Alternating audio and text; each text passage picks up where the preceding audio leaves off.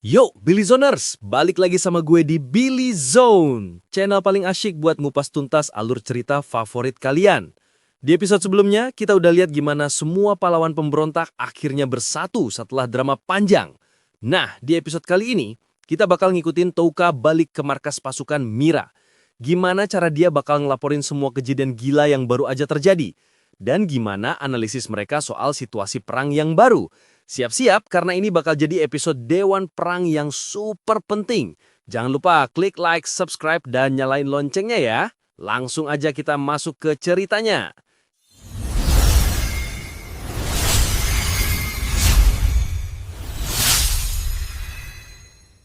Jadi, kita mulai dari momen di mana rombongan Touka udah sampai di perkemahan pasukan Mira.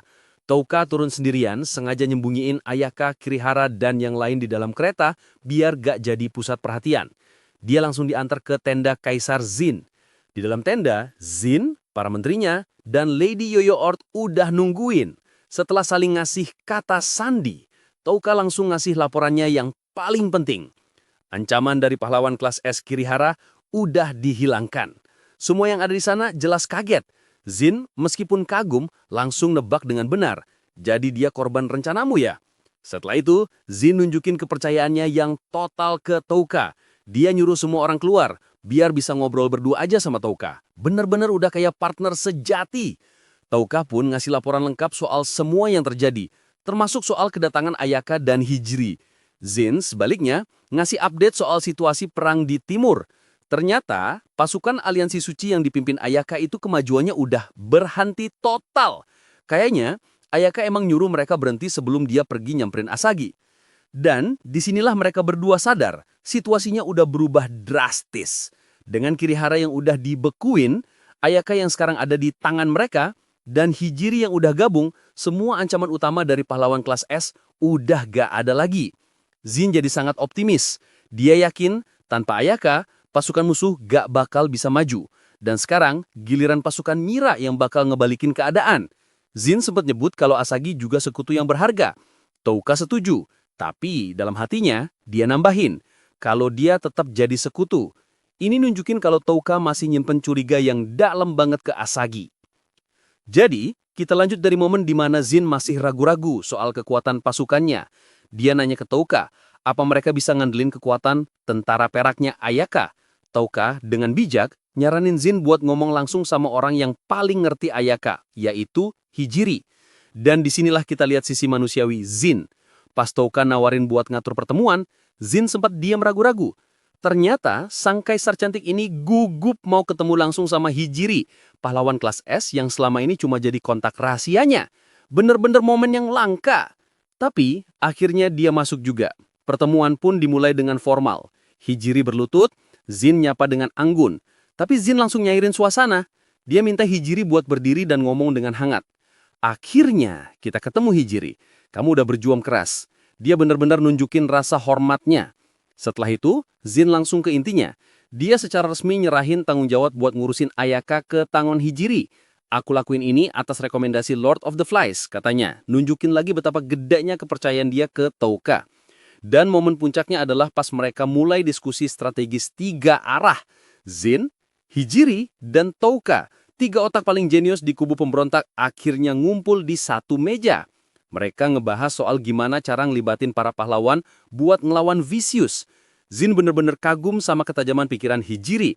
Dan akhirnya, mereka semua setuju sama rencana yang sebelumnya udah dirumusin sama Touka dan Hijiri. Hijiri juga ngusulin buat cepet-cepet ngontak Nyantan buat dapat info soal pergerakan Vicious. Rencana besar mereka akhirnya udah mateng. Gila, bener-bener episode yang bersejarah ya. Akhirnya, 3 serangkai pemimpin pemberontakan terbentuk. Kita punya Jin sebagai pemimpin politik, Hijiri sebagai ahli strategi pahlawan, dan Touka sebagai komandan operasi khusus. Bener-bener dream team. Dan kita juga jadi lihat sisi lain dari Jin yang ternyata bisa gugup juga. Ini bikin dia jadi karakter yang lebih dalam. Hubungannya sama Hijiri dan Touka sekarang udah bener-bener solid. Dengan 3 otak jenius ini yang udah satu suara, aliansi pemberontak sekarang udah di puncak kekuatannya. Mereka punya rencana, mereka punya kekuatan, dan mereka punya pemimpin yang solid. Vicious bener-bener harus waspada sekarang. Jadi, kita lanjut dari momen di mana mereka lagi ngebahas soal Front Timur. Ceres yakin kalau dia bisa ngebujuk Ratu Katalea dari Nea buat gabung sama mereka. Zin jelas seneng banget dengar ini. Tapi meskipun ada harapan baru, Zin masih punya satu kekhawatiran besar. Dia masih trauma sama serangan tentara putih yang muncul tiba-tiba. Dia sadar, Vicious lah yang ngasih kekuatan aneh ke Kaisar Zera buat nyiptain pasukan itu. Sekarang, dengan hati Raja Iblis di tangannya, dia takut Vicious bakal pakai kekuatan super gedenya itu buat nyiptain ancaman tak terduga lainnya yang sama berbahaya atau bahkan lebih parah. Pasukan mereka yang sekarang jelas gak bakal cukup buat ngadepin Zera yang kedua. Dan disinilah mereka semua nyampe ke satu kesimpulan. Mereka butuh lebih banyak pasukan. Dan satu-satunya harapan mereka adalah meminta balik bantuan dari negara di ujung dunia. Kekuatan 4 prajurit gemilang dan pasukan demi-human mereka benar-benar dibutuhkan sekarang. Zin bilang dia bakal ngirim utusan khusus. Dia sempat nawarin Touka buat jadi utusan, tapi Touka nolak. Dia bilang kelompoknya harus tetap maju ke timur ngedeketin Halion buat nekan Vicious. Mereka nggak boleh buang-buang waktu. Setelah semua rencana besar ini disetujui, Touka ngelakuin satu hal yang benar-benar nunjukin kepercayaannya yang total ke Zin. Tangannya bergerak, melepas topeng itu, dan membukanya. Zin jelas kaget lihat betapa mudahnya Touka. Touka jelasin, dengan sebanyak ini orang yang udah tahu identitasku, nyembunyiin ini dari kamu cuma bakal bikin repot. Ini adalah gestur kepercayaan tertinggi dari Touka. Dia nunjukin muka aslinya ke pemimpin utama aliansi mereka. Zin, yang ngerti banget arti dari tindakan ini, cuma bisa senyum. Begitu ya, akhirnya Lord of the Flies percaya sama aku. Touka dalam hati juga mikir, kalau rahasianya udah kebongkar ke banyak orang, Udah nggak ada gunanya lagi disembunyiin dari sekutu terpentingnya. gila, bener-bener episode yang jadi puncak dari hubungan Touka dan Zin ya. Momen di mana Touka ngebuka topengnya itu bener-bener dalam banget. Ini nunjukin kalau aliansi mereka sekarang udah didasarin sama kepercayaan pribadi, bukan cuma strategi. Dan rencana mereka juga udah mateng banget. Dari diplomasi ke Nea, sampai minta bala bantuan ke negara di ujung dunia. Semua bidak catur udah disiapin buat ngelancarin serangan terakhir ke Vicious. Dengan lepasnya topeng Touka di depan Zin, Ini kayaknya jadi simbol akhir dari persona Lord of the Flies.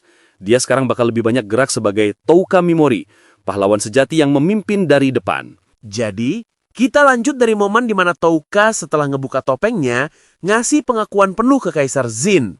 Dia ceritain semuanya, dari gimana dia dibuang Vicious, sampai sumpahnya buat balas dendam. Zin yang dengar ini akhirnya benar-benar ngerti. Dia bahkan sempat canggung pas mau manggil Touka pakai nama aslinya. Setelah itu, mereka langsung nyusun rencana penyamaran buat para pahlawan yang baru gabung, terutama buat Takao bersaudara.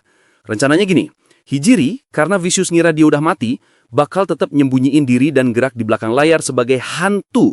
Sementara itu, untuk penampilan publik, dia dan adiknya Itsuki bakal nyamar jadi mantan anggota Ashin, pakai kostum pendekar terbang. Jadi, kalaupun mereka kelihatan, musuh gak bakal tahu kalau itu sebenarnya pahlawan kelas S yang hilang. Benar-benar rencana yang cerdik. Mereka juga finalisasi rencana buat Front Timur.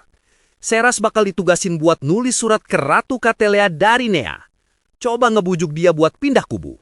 Dan setelah semua rencana mateng, Zine pun ngedeklarasiin, waktunya udah tiba. Pertarungan kita ngelawan Vicious bakal segera dimulai. Tapi, pas suasana lagi tegang-tegangnya, tiba-tiba ada pengawal yang ngumumin kedatangan tamu. Dan tamunya adalah Ikusaba Asagi dan Kobato Kashima. Ternyata, mereka berdua udah minta buat ketemu langsung sama Touka. Touka yang udah tahu kalau mereka tahu identitas aslinya, setuju buat ketemu. Sekarang waktunya, katanya. Dia pengen nilai sendiri karakter Asagi yang super misterius itu. Tapi dia nggak sendirian. Hijiri yang juga penasaran sama Asagi, mutusin buat ngumpet di balik tirai. Dia mau jadi pengamat rahasia pas Touka ngobrol sama Asagi. Dengan kemampuan deteksi kebohongannya, dia bakal jadi hakim yang nilai semua omongan Asagi nanti. Benar-benar rencana yang super cerdik. Asagi dengan gaya nyelenehnya langsung minta Touka buat ngebuka topengnya. Dan Touka setuju. Dia ngelepas topengnya di depan mereka berdua. Ini pertama kalinya Asagi dan Kobato lihat muka asli Mimori Touka sejak mereka semua dipanggil ke Isekai. Asagi jelas kaget. Dia ngaku kalau penampilannya beda banget. Tapi itu emang beneran Touka. Setelah itu, dia langsung mulai ngeguji Tauka. Dia ngungkit lagi teorinya soal skill efek status yang mungkin sengaja dilemahin sama dewa. Tauka dengan dinginnya motong semua teori itu. Aku nggak peduli. Dia nyoba ngebunuh aku, jadi aku bakal balas dengan yang lebih parah. Dedek, katanya. Bener-bener nunjukin kalau dia cuma fokus sama balas dendam. Ngelihat tekad Tauka itu, Asagi makin penasaran. Dia mulai ngelontarin pertanyaan-pertanyaan tajam buat ngegali lebih dalam. Balas dendam? Gak bikin hampa. Kamu balas dendam ke teman sekeras juga? Tauka jawab dengan tenang kalau dia nggak peduli sama teman sekerasnya. Kecuali kalau mereka ngehalangin jalannya. Kayak Kirihara. Pas Asagi coba mancing. Oh, jadi kamu bunuh dia ya? Tauka dengan pinternya jawab, dia dapat yang pantas dia dapatin. Nggak ngasih konfirmasi apa-apa. Dan disinilah Asagi ngeluarin jebakan terakhirnya. Dia masang muka sedih dan pura-pura minta maaf. Maaf ya Mimori-kun, kayaknya kita gagal nanganin Ayaka Paisen. Dia ngarang cerita kalau Kobato gagal ngebujuk Ayaka. Dan nebak kalau Ayaka mungkin udah pergi buat ngeharangin Tauka. Ini jelas kebohongan total. Kita tahu kalau Ayaka emang udah dateng dan semuanya udah diselesain. Jadi, ini adalah cara Asagi buat nguji Tauka. Dia pengen lihat, apa Tauka bakal ngaku kalau Ayaka emang udah dateng, atau dia bakal ikut main pura-pura. Tauka yang udah nggak mau main-main lagi, langsung nembak Asagi dengan pertanyaan paling penting. Kamu ada di pihak kami sampai akhir gak? Dia bakal langsung ngungkit omongan Asagi yang didengarnya dari Kobato.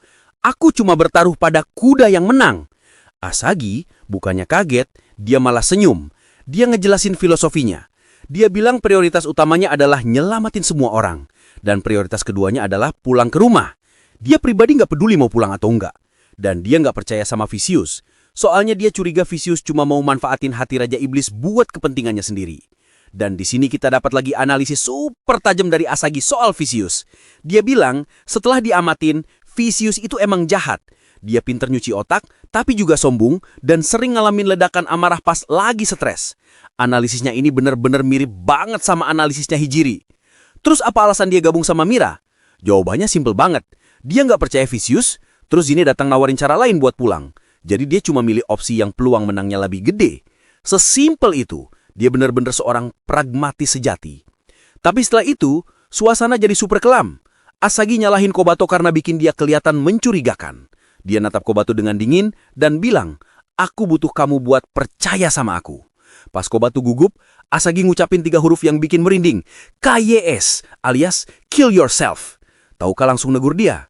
Asagi dengan cepat ngubah itu jadi candaan kasar dan minta maaf. Tapi momen dingin itu benar-benar nunjukin sisi gelap Asagi yang sesungguhnya. Dia benar-benar nggak bisa ditebak. Di akhirnya, Tauka nanya satu hal lagi yang ngeganjal. Kenapa Asagi bilang dia nggak peduli mau pulang atau enggak? Sementara itu di belakang Asagi, kita tahu Seras lagi diam. Dan Seras sama sekali nggak ngasih sinyal kalau Asagi lagi bohong.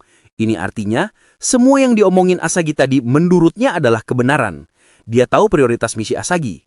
Tapi ada satu hal yang ngeganjel banget, yaitu pas Asagi bilang, aku pribadi nggak peduli mau pulang atau enggak. Tauka langsung sadar, ini aneh banget. Dia punya balas dendam, teman-temannya yang lain pengen pulang. Ayaka pengen nyelamatin semua orang. Semua orang punya motivasi yang jelas. Tapi Asagi, dia nggak punya. Apa sebenarnya motif kamu? Tauka terus nekan dia. Kamu nggak pengen pulang juga? Tanyanya lagi. Asagi yang dengar ini malah kelihatan kagum. Wow, kamu tajam juga ya, katanya. Tauka sadar, semua ini nggak masuk akal. Dia nggak punya ikatan emosional sama sekali. Dan di saat itulah, Tauka akhirnya nemuin satu-satunya jawaban yang mungkin. Dia natap lurus ke Asagi dan nanya, apa semua ini cuma permainan buat kamu? Asagi dengan mata gelapnya menjawab dengan santai, oh, tentu saja. Boom! Akhirnya terungkap. Jadi ini motif Asagi yang sebenarnya. Seluruh dunia ini perang nyawa teman-temannya semuanya cuma permainan buat dia. Tauka langsung sadar, semua keanehan Asagi sekarang jadi masuk akal. Dia nggak peduli sama teman-temannya, dia cuma mau nyelesain misi karena itulah aturan permainan yang dia buat sendiri. Dia cuma bertaruh pada kuda yang menang karena itu cara paling efisien buat menang. Dan alasan Seras nggak bisa ngedeteksi kebohongannya, soalnya dia emang jujur. Jujur soal aturan permainannya. Dan implikasi dari cara pikir ini benar-benar ngeri.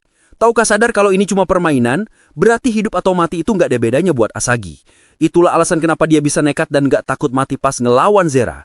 Soalnya dalam game, mati itu cuma berarti respawn atau mulai dari awal lagi. Gila, benar-benar pengungkapan yang super kelam ya. Jadi Asagi ini bukan cuma aneh atau eksentrik, dia itu seorang nihilis sejati. Dia nggak punya ikatan emosional sama apapun dan ngelihat segalanya cuma sebagai hiburan. Ini benar-benar ngejelasin kerusakan yang dirasain Touka dari dalam diri Asagi. Dan ini juga ngasih kita perbandingan yang keren. Kalau Kirihara itu monster yang dilahirkan dari butuh pengakuan, maka Asagi adalah monster yang dilahirkan dari kebosanan dan ketiadaan makna. Meskipun ngeri, info ini sebenarnya berguna banget buat Touka. Sekarang dia tahu aturan main Asagi. Selama tujuan mereka sejalan dengan misinya Asagi, dia bakal tetap jadi sekutu. Tapi kalau enggak, siapa yang tahu? Jadi, kita lanjut dari momen di mana Touka udah tahu kalau semua ini cuma permainan buat Asagi. Asagi lalu nanya pertanyaan terakhir yang tajam banget. Kamu yakin pertarungan ini bisa dimenangin? Jangan-jangan kamu juga lagi acting sekarang? Tapi sebelum Touka jawab, Kobato maju dan ngebela Touka. Dia ngasih argumen yang super logis. Dia bilang, pikirin aja, gara-gara Mimori-kun dan kelompoknya, gak ada satupun rencana Vicious yang berhasil. Justru karena itulah kita bisa percaya sama dia. Bener-bener pembelaan yang kuat dari si Piji-chan. Tapi Asagi cuma senyum licik. Dia sadar semua ini udah diatur. Dia langsung ngebongkar balik rencana Touka. Dia bilang, jadi ini rencanamu ya Mimori-kun. Kamu sengaja pakai Piji-chan sebagai pembawa pesan. Kamu ceritain semua keberhasilanmu ke dia, biar dia nyampein ke aku, tujuannya biar aku ngira kamu itu kuda pemenang yang lebih baik dari Vicious dan akhirnya aku nggak bakal berkhianat kan? Touka yang rencananya kebongkar cuma bisa ngaku. Ya, amang itu rencananya. Gila, dua manipulator ini bener-bener saling baca pikiran. Asagi lalu ngejek Kobato karena udah dimanfaatin. Tapi jawaban Kobato benar-benar di luar dugaan. Gak apa-apa, kalau aku dimanfaatin berarti aku ini bergunakan, katanya dengan dewasa. Asagi yang dengar ini sampai kaget dan secara refleks nendang tumit Kobato. Ini momen langka di mana Asagi benar-benar kehilangan ketenangannya. Dan disinilah Asagi ngeluarin kartu truf terakhirnya. Dia bilang dia bersedia jadi pionnya Touka. Terus dia natap ke arah Seras dan nanya, omonganku ini juga nggak bohong kan Putri Kesatria? Boom! Ternyata dari awal Asagi udah tahu soal kemampuan deteksi kebohongan Seras. Jadi semua omongan jujurnya dari tadi itu disengaja.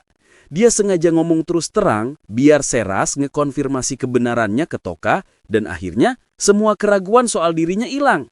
Dia manfaatin balik alat tes mereka. Bener-bener jenius. Setelah saling bongkar kartu, mereka akhirnya nyampe ke semacam gencatan senjata. Kaisar Jin pun ngasih keputusan akhir. Dia bilang, meskipun dia masih nggak ngerti Asagi, dia yakin Asagi bukan mata-mata Vicious. Pertemuan pun selesai. Gila, bener-bener episode adu otak yang luar biasa ya. Jadi, dua-duanya sama-sama punya rencana. Touka pakai Kobato buat ngeyakinin Asagi, dan Asagi pakai Seras buat ngebuktiin kejujurannya. Benar-benar seimbang. Kita juga lihat perkembangan karakter Kobato yang sangat keren. Dia udah bukan cewek penakut lagi, tapi udah jadi orang yang punya pendirian. Dan momen Asagi yang kehilangan ketenangannya itu juga nunjukin kalau dia nggak sepenuhnya perfect. Sekarang mereka udah nyampe ke kesepakatan. Bukan pertemanan, tapi pemahaman kalau mereka saling butuh buat nyelesain permainan Asagi dan balas dendam Touka. Aliansi mereka jadi makin kuat, meskipun dasarnya super rapuh. Tulis semua prediksi kalian di bawah. Dengan selesainya ujian ini, apa yang bakal jadi langkah mereka selanjutnya? Jangan lupa like, share, and subscribe channel Billy Zone biar kita bisa terus ngikutin kelanjutan ceritanya. Sampai jumpa di episode selanjutnya.